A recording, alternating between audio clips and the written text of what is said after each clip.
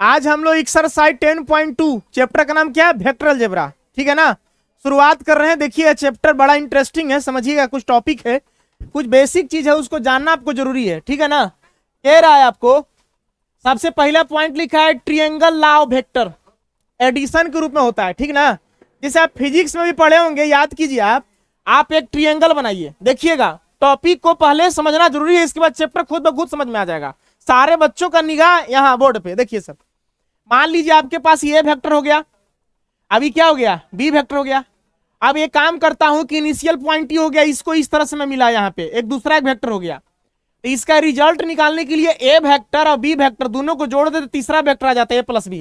कहने का मतलब है ना कि देखो, एक वेक्टर इधर से जा रहा है, इसका नाम का ए वेक्टर। दूसरा जो है इधर से निकल रहा है त्रिभुज के रूप में ना, इसका नाम हो गया बी वेक्टर।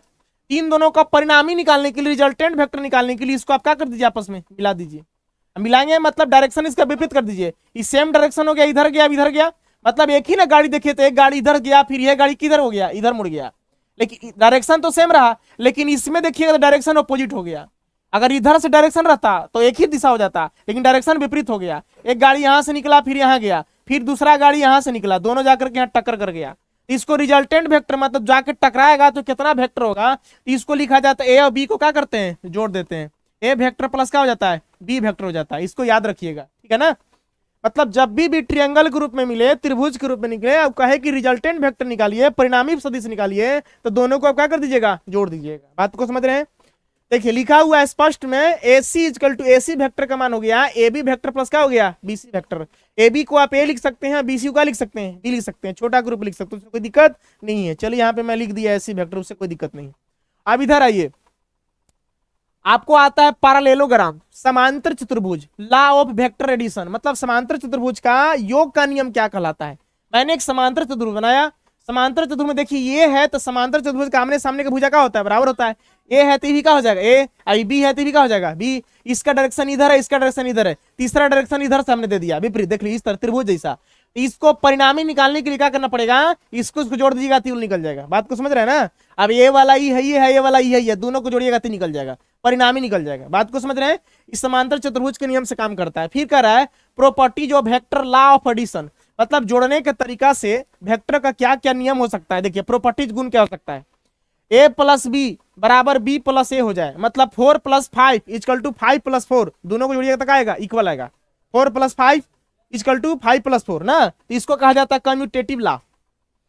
दूसरा कंडीशन कहता है कि ए वेक्टर प्लस कोष्ठ में रहे B vector plus C vector = ए और बी को एक साथ रख दीजिए। अबरी बार बी और सी था, अबरी बार ए और बी को एक साथ रख दीजिए। अब सी को बाहर कर दीजिए, दोनों को जोड़िएगा, हल करिएगा तो क्या आएगा, बराबर आएगा। कहने का मतलब देखिए 4 + 5 + 6 = 4 + 5 + क्या हो गया 6। अब देखिए तो सबको हल कीजिएगा तो इक्वल आएगा नहीं आएगा।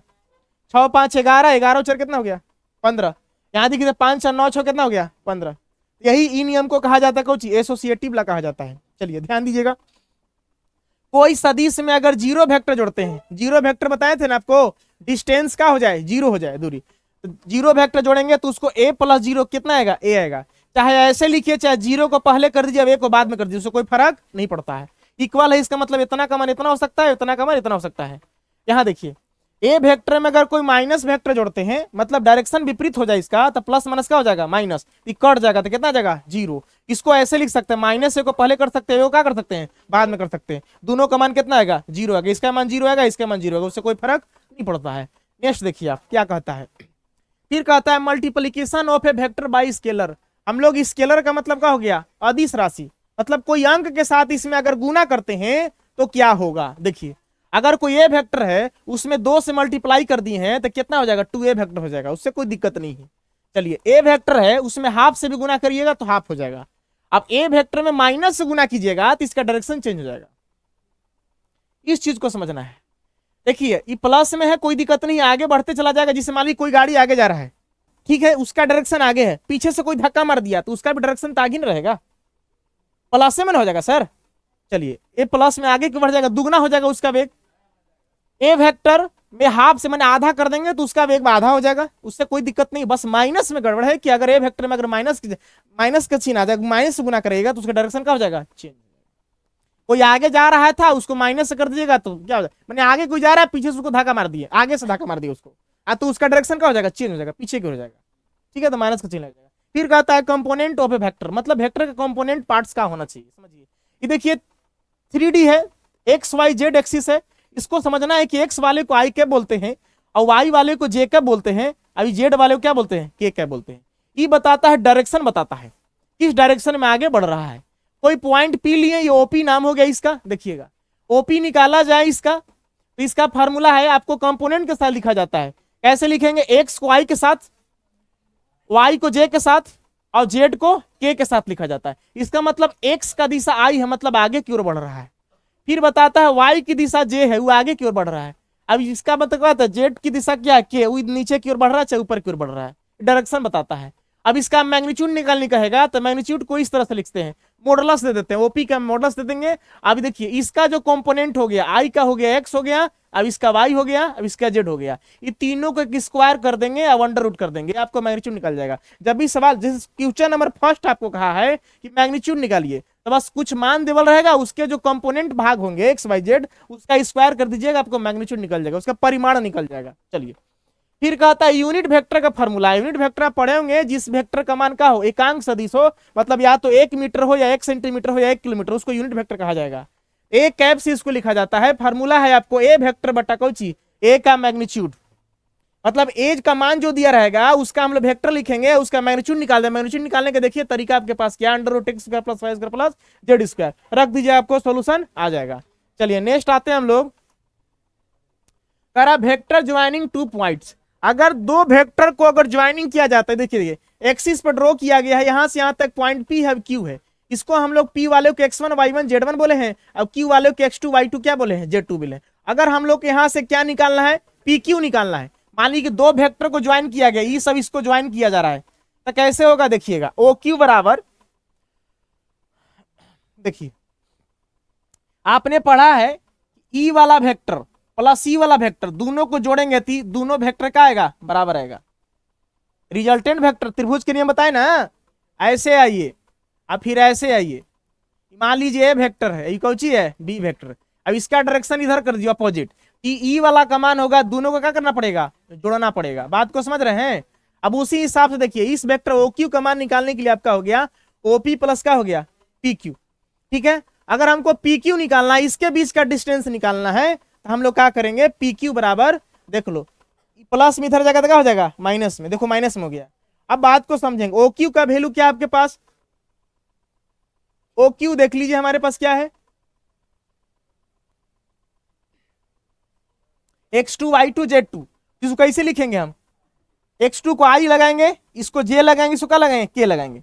ठीक उसी तरह से इसका और लिखना हो x1 i y1 j plus z1 k। अब इन दोनों को माइनस कर दीजिए, मतलब इसका वाला में से इसका वाला को माइनस कर दीजिए, ये वाला आपको निकल जाएगा, पी क्यू निकल जाएगा। दूरी सूत्र पढ़े थे ना, याद है दूरी सूत्र। मान लीजिए ए है, अभी कौन सी है, बी है, यहाँ पर निर्देशांक आपके पास क्या रहता था, x1 y1 और क्या रहता था, z1। अब यहाँ क्या रहता था आपको याद है, x2 y2 और क्या रहता था, तो हम लोग ए बी निकालते थे, फॉर्मूला क्या होता था, under root x2 minus x1 का whole square plus y2 minus y1 का whole square plus z2 minus z1 का होल स्क्वायर। डिस्टेंस फॉर्मूला पढ़े थे ना आप, वही चीज है और कुछ नहीं, तो वही डिस्टेंस के रूप में ही लिखा गया है।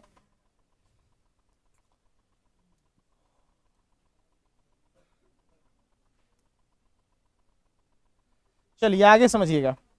अब करना क्या आपको, देखिए एक्स वाला एक्स देखिए एक्स वाला एक्स के साथ घटेगा, वाई वाला वाई के साथ घटेगा, अब जेड वाला जेड के साथ, जिस उसमें डिस्टेंस वाला कुछ था x2 minus x1 y2 minus y1 अब z2 माइनस z1।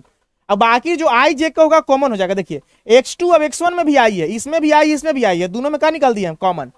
देखिए इसमें भी j है, इसमें भी j है, तो y2 में से y1 घटेगा तो i j का हो जाएगा कॉमन, इससे गुना होगा तो y2 j हो जाएगा, अब j इसमें गुना होगा तो y1 j हो जाएगा। इस तरह से Z2 ई वाला में से k कॉमन निकलेगा, बाहर निकाल दिए। ठीक है, जब भी इस तरह बोलेगा आपको निकालने के लिए डिस्टेंस, कोई लाइन एक्सिस दिया रहेगा तो आप इस फॉर्मूला का इस्तेमाल करेंगे।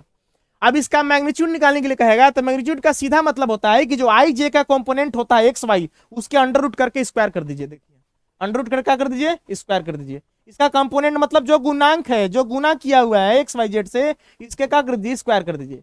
अब सेक्शन फार्मूला देखिए, आप सेक्शन फार्मूला याद होगा, 10वां क्लास पढ़े होंगे, एक्सरसाइज 7.2 विभाजन सूत्र याद कीजिए। आप नहीं, कोई निर्देशांक रहता था, याद कीजिए, यहाँ पे मान लीजिए ए पॉइंट है या बी है, अब यहाँ पे क्या होता था, पी, रेशियो बांटता था, मान लीजिए इस ए में बांटता है कोची में, एन में, यहाँ पे x1 वगैरह सब रहता था, x2 वगैरह रहता था, यहाँ पे XYZ रहता था। आप x निकालते थे, आपको फॉर्मूला याद होगा, और m2x1 याद है, m1x2 बटा में क्या था, m1 plus m plus n, इस तरह का फॉर्मूला आता था। चलिए देखिएगा, यहाँ पे क्या है, सेक्शन फार्मूला में 2 पॉइंट्स होता है, एगो इंटरनली होता है, एगो एक्सटर्नली होता है। इंटरनली मतलब आंतरिक रूप से, देखिए एक ए वेक्टर है, अब एक बी वेक्टर है, अब इसमें कोई एक रिजल्टेंट वेक्टर है बीच से आ रहा है, इसको इंटरनली बोलेंगे, आंतरिक रूप से। यहां से यहां तक पॉइंट को ए मानिएगा, अब इसको क्या मानिएगा, एन मानिएगा, बाकी नामकरण दिया हुआ देख लीजिए, पी क्यू और ए मान, रेशियो हो गया आपको। तो ओ आर जब निकालने के लिए कहेगा आपको, ये वाला ओ आर निकालने के लिए कहेगा, तो आपका फार्मूला है m b vector plus n a vector बटा में एम प्लस एन। ये फार्मूला का इस्तेमाल तब करेंगे जब सेक्शन फार्मूला में इंटरनली लिखेगा, तब इसका यूज होगा, ठीक है ना, मैं आपको बताऊंगा।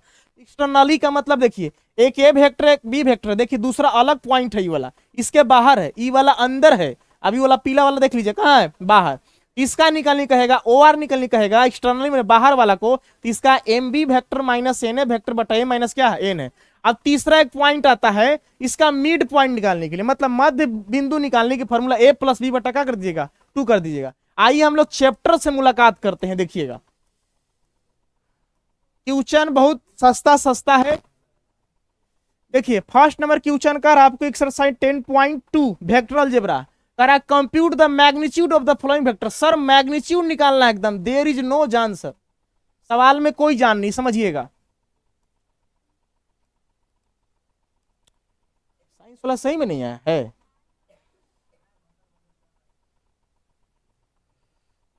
एक बार गुस्साएगा, अच्छा कोई बात नहीं, गुस्सा लेने दो। देखिए हमारे पास ए का मान कितना है, बात को समझिएगा, ए वेक्टर कितना है, आई का कैप प्लस जे का कैप प्लस क्या है, के का कैप, समझ रहे हैं sir.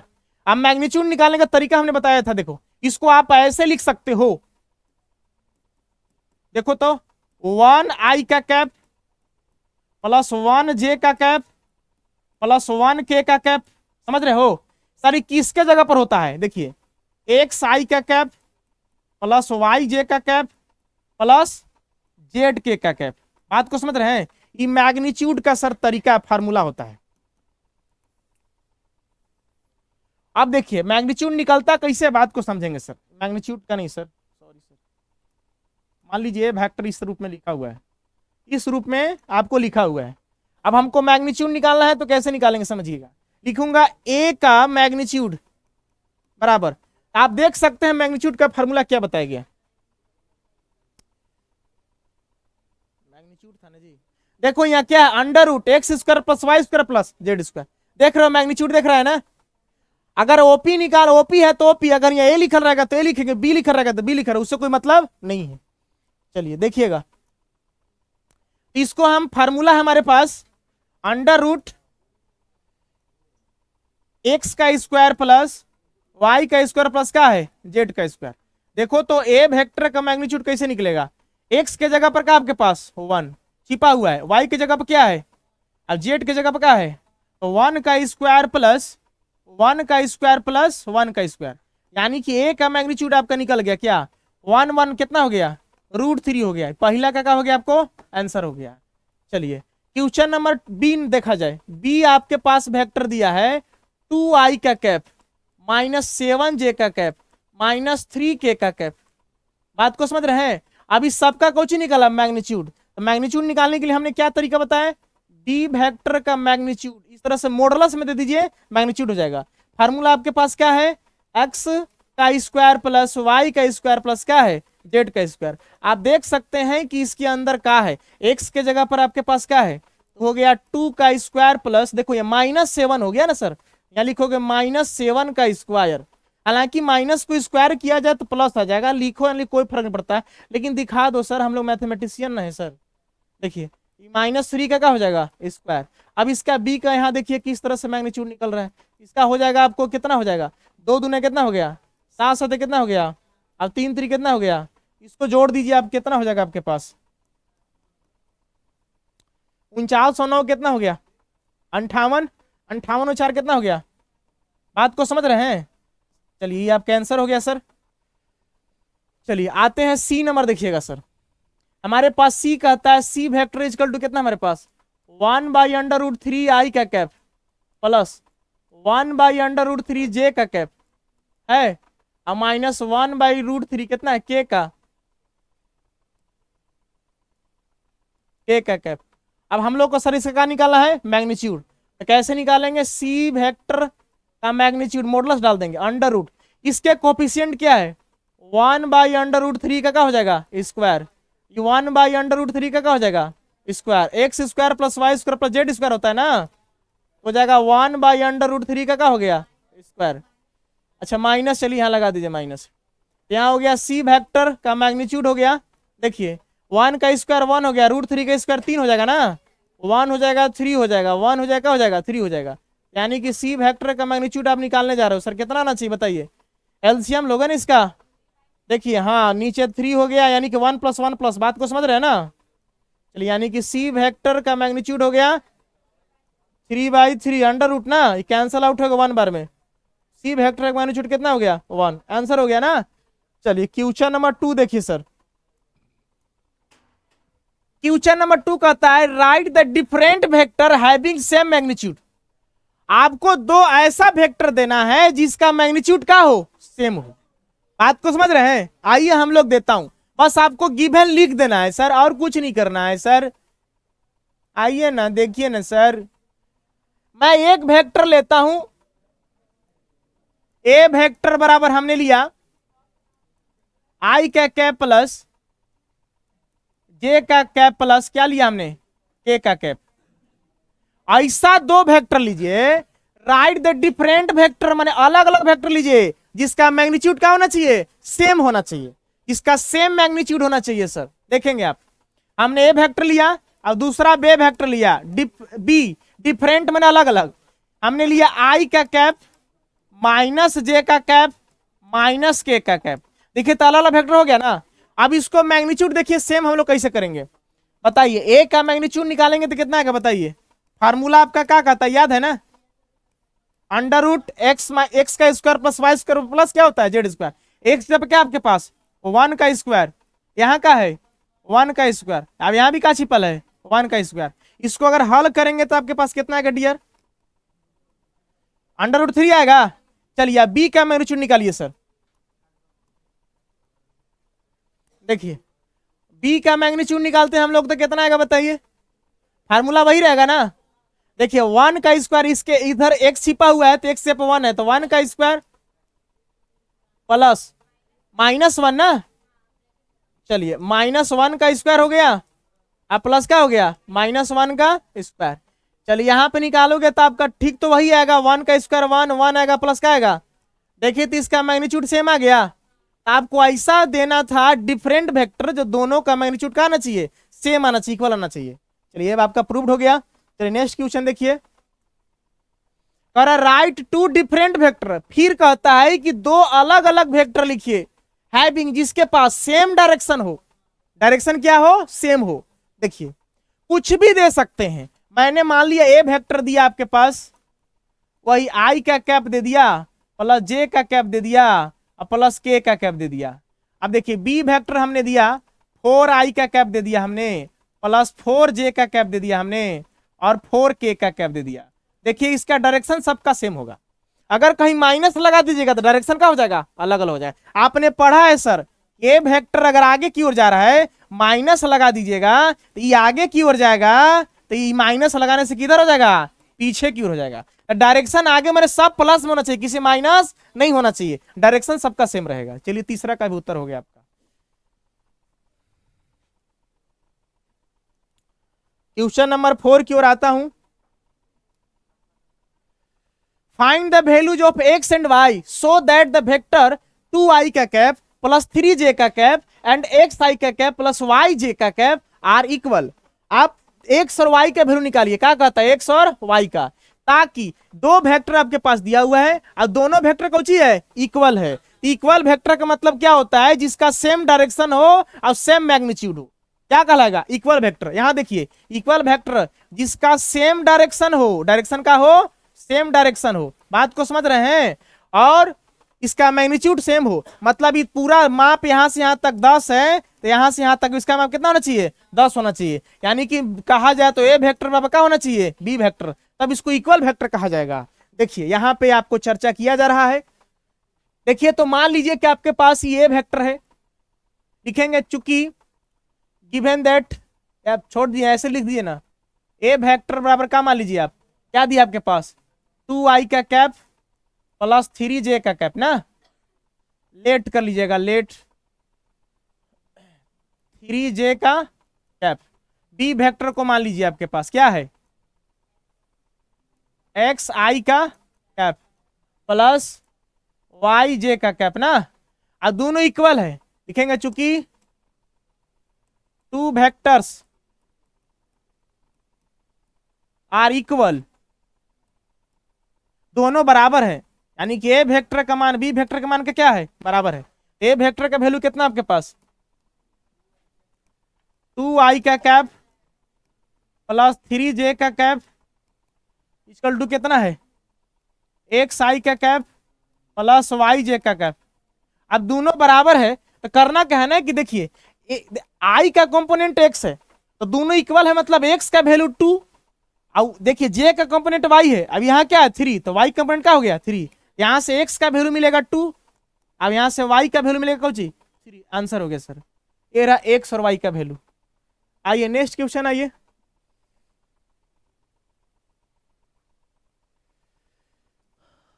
Find the scalar and vector. आप अदिश पता कीजिए वेक्टर कंपोनेंट्स, सदिश राशि का कंपोनेंट से of the vector with initial point इतना और टर्मिनल पॉइंट इतना। बात को समझेंगे, हमने बताया था, आप याद कीजिए, एक वेक्टर है, इस वाले पॉइंट को हम लोग क्या बोलते हैं, इनिशियल, इनिशियल पॉइंट। अब इसको क्या बोलते हैं हम लोग, टर्मिनल पॉइंट, याद है, टर्मिनल पॉइंट माने पूंछ को बोलते हैं इनिशियल और शीर्ष को बोलते हैं टर्मिनल। अब इसका देखिए देवल है पॉइंट विथ इनिशियल पॉइंट कितना आपके पास 2 और कितना है 1 है, बात को समझ रहे हैं। इसका कितना आपके पास -5 और कितना है 7। सर इसको वेक्टर के ऊपर लिखना होगा आपको, कैसे लिखिएगा देखिए, मान लीजिए हमारे पास ए वेक्टर बराबर इसे लिखिएगा 2 के साथ आई लगाइएगा, आई का कैप प्लस 1j का कैप, डी वेक्टर लिखिएगा, उसके साथ लगाइएगा -5i का कैप, लगाइएगा 7j का कैप। अब जब ए बी निकालिएगा, ए बी वेक्टर, अब आई वाला में से आई घटा दीजिएगा और जे वाला में से जे घटा दीजिएगा ना, इसमें से घटाइएगा तो 5 में से 2 घटाइएगा तो कितना आएगा, -5 में से -2 कर रहे हैं तो कितना आएगा -7 ना, -7i का कैप। अभी 7 में 7 कितना हो गया 6j का कैप। बात को समझ रहे हैं। अब यहाँ पे स्केलर लिख दीजिएगा, स्केलर आपके पास हो जाएगा कितना -7 और क्या हो जाएगा 6, इसका -7, इसका अंक लिख दिया जाता है, यही आपका क्या हो गया आंसर हो गया। ठीक है अब साइंस पढ़ा देता हूँ, काफी लोग गुस्सा आ रही होगी ना।